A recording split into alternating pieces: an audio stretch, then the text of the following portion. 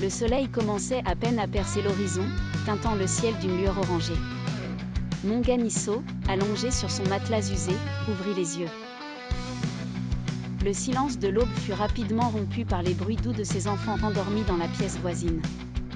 Il resta immobile un moment, son esprit lourd de pensées. Cela faisait des mois qu'il cherchait un emploi stable, sans succès. Chaque matin, il se levait avec l'espoir qu'une réponse positive viendrait à ses nombreuses candidatures. Mais la réalité était implacable. Dans ce pays, les opportunités d'emploi étaient aussi rares que les jours de pluie en plein désert. La fonction publique, les entreprises privées, toutes semblaient hermétiques à ses compétences. Aujourd'hui, cependant, Monganisso prit une décision différente. Assez des attentes déçues, assez des espoirs brisés.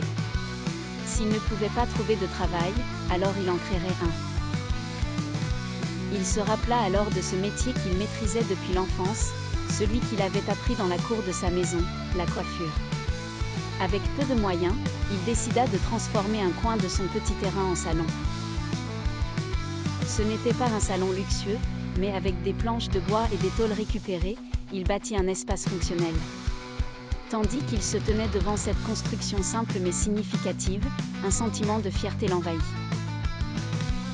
Ce n'était peut-être pas grand-chose pour le monde, mais pour lui et sa famille, c'était le début d'une nouvelle aventure.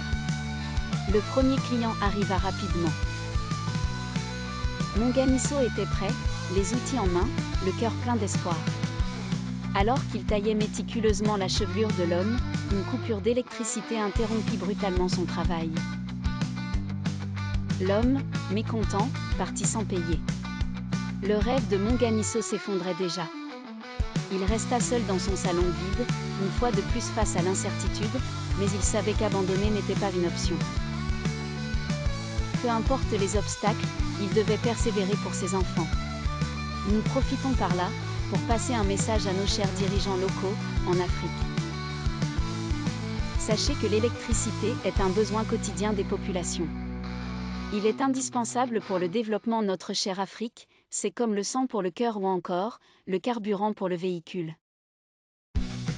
Nous attendons que mettiez la main dans la pâte, agissez pour une Afrique forte et prospère, merci.